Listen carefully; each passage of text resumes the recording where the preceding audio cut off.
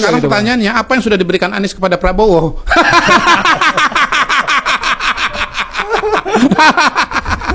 Anies itu cuma menerima saja dari Pak Prabowo, tidak pernah memberi. Iya, Diberikan dukungan untuk jadi calon gubernur, diberikan bantuan untuk jadi gubernur terpilih. Bisa terpilih sebagai gubernur Jakarta. Karena gubernur Jakarta bisa punya panggung ke nasional, bisa jadi calon presiden. Kok di Apalagi di UI. UI ini universitas pertama sejak kemerdekaan. Yang didirikan pertama saat kemerdekaan namanya UI. UI ini adalah kampus yang punya semangat perjuangan yang luar biasa. Dan UI bersyukur dipimpin Pak Rektor yang punya nyali luar biasa besar. Pak Rektor UI sekarang itu berani mengatakan pesan-pesan yang menyadarkan rakyat Indonesia kemana arah Republik ini harus berjalan.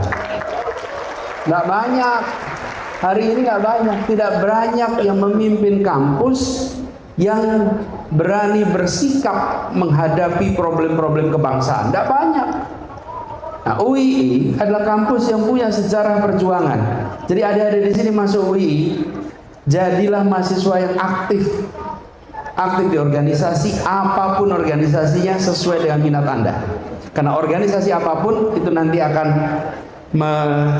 mengembangkan potensi diri Anda. Jadi caranya kalau ditanya bagaimana, kompetensi tingkatkan tuh. Aktif dalam kelas, aktif luar kelas. Lalu berlatih terus-menerus untuk menjaga integritas. Dengan ikut organisasi, nanti Anda akan ketemu tuh dengan segala macam tantangan. Dan di situ nanti integritas Anda dikembangkan, diuji. Lalu kedekatan, adik kalau ikut organisasi, Anda harus membangun pertemanan, membangun relasi. Wah, di situ ada latihan itu untuk bisa menjaga kedekatan.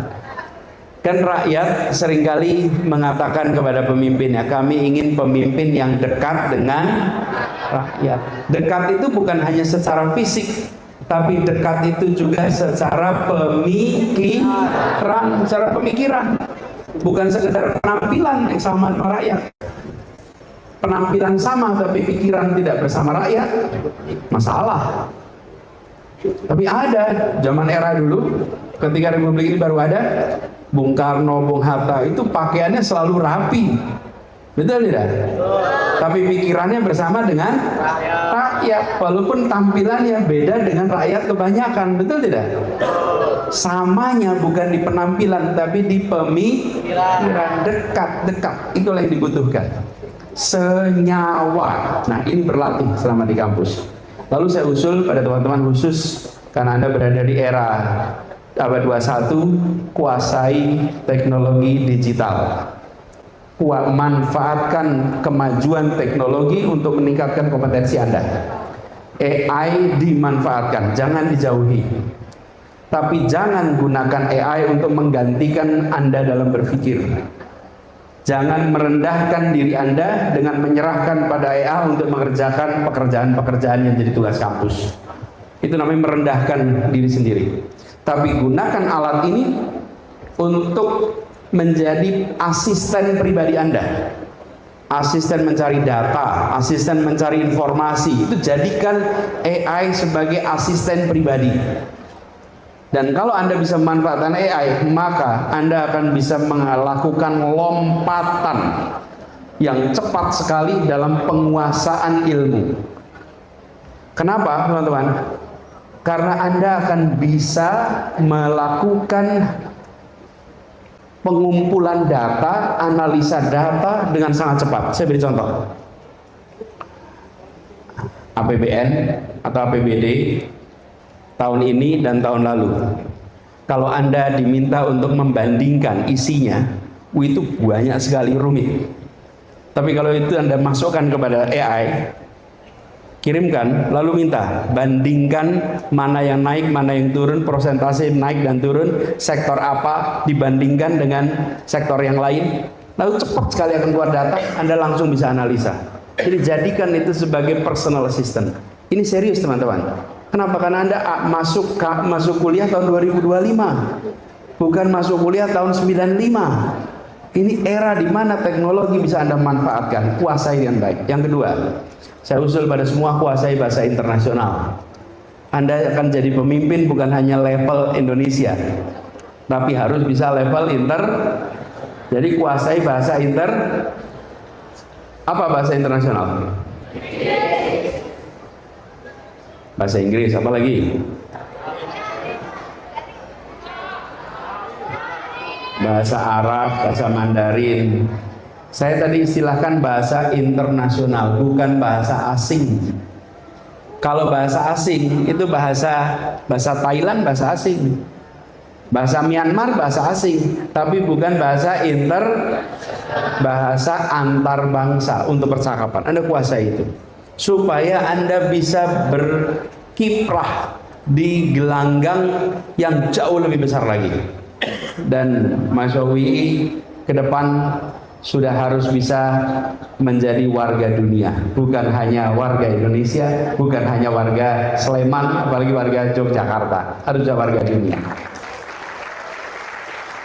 Nah, jadi buat teman-teman sekalian, kuasai bahasa internasional, tingkatkan kemampuan pemanfaatan teknologi. Aktivitas yang teman-teman lakukan selama kuliah adalah aktivitas yang bisa menjadi bekal perjalanan ke depan. Adik-adik semua di sini, coba perhatikan apa yang akan saya katakan. Setelah adik-adik dulu sekolah SD, lanjutannya SD apa? SMP. Setelah SMP, SMA. Setelah SMA, perhatikan, semua perpindahan itu sifatnya pilihan berganda. Masuk SD, oh SD-nya A, B, C, saya pilih SD C. Masuk SMP, pilihan berganda. Anda bisa masuk SMP A, B, C, Anda masuk pilihan sekolah B. Masuk universitas, sama, Anda memilih daftar pilih mana, betul tidak? Selesai kuliah, Anda akan ketemu dengan pilihan yang bukan berganda lagi. Saat ini Anda akan ketemu dengan pilihan yang sangat banyak, yang itu seperti esai, bukan seperti pilihan berganda. Yang kedua, SD berapa tahun? 6. SMP, SMA, kuliah 4. Telat-telat ada 4. Sesudah itu, teman-teman, semua yang Anda lewati itu selalu ada ujungnya. Ujungnya namanya wisuda, ujungnya namanya terima ijazah. Sesudah kuliah Anda nggak lihat ujungnya lagi, teman-teman. Anda nggak bisa lihat, oh sesudah kuliah nanti 3 tahun terima ijazah lagi, tidak ada lagi. Karena itu ini adalah fase terakhir dari persiapan Anda memasuki fase baru yang tidak ada batasnya. Ingat-ingat, Anda nggak bisa mengulang yang dikerjakan di kampus ini, hanya bisa dikerjakan sekarang. Karena itu saya usul pada teman-teman semua, manfaatkan sebanyak-banyaknya. Ini bukan sekedar SMP, SMA, SMP. Ini masa Anda kuliah, karena itu Anda disebut maha atas kesiswaan Anda. Di ujung nih. Persiapkan, insya Allah teman-teman.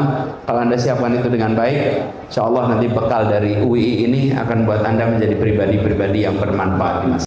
Halo teman, jumpa bersama saya di Politik Dami ya.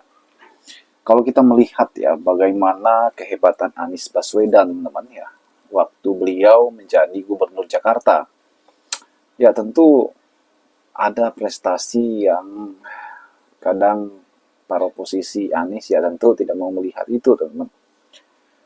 Kodari misalnya yang selalu menyindir Anies ya, yang selalu membuat kegaduhan. Bagaimana ia selalu menyindir Anies, katanya apa yang Anies berikan kepada Prabowo, katanya Anies itu hanya bisa menerima saja dari Prabowo tuh. Itu yang selalu disampaikan oleh Anies Baswedan, Kodari ya. Namun kalau kita melihat waktu Anies Baswedan menjadi gubernur Jakarta, ya, apa yang ia berikan kepada masyarakat, yaitu adalah prestasi demi prestasi. Ya. Terbukti bagaimana Anies membuat gebrakan-gebrakan hebat. Ya. Seperti apa? Seperti ya, menuntaskan kemiskinan, ya, mengatasi banjir melalui program sumber resapan, bagaimana ia membuat JIS, ya kan, janji yang ia tunaikan, teman-teman. Bagaimana ia membangun sirkuit Mandalika yang kemudian itu meningkatkan perekonomian karena ada pertandingan-pertandingan internasional di sana. Kemudian ikon-ikon Jakarta yang dibangun dan sebagainya. Ya. Rumah susun untuk warga.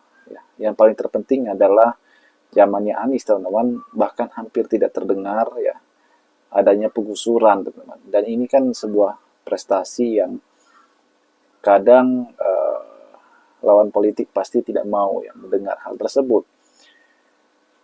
Apa yang Anies lakukan di Jakarta ya tentu membuat kita semakin yakin bahwa Anies itu adalah masa depan bangsa ya, pemimpin yang dipersiapkan, pemimpin yang menjadi pemimpin masa depan. Ya. Saya yakin bahwa Anies Baswedan itu adalah tokoh yang mumpuni, teman-teman, untuk menjadi seorang presiden.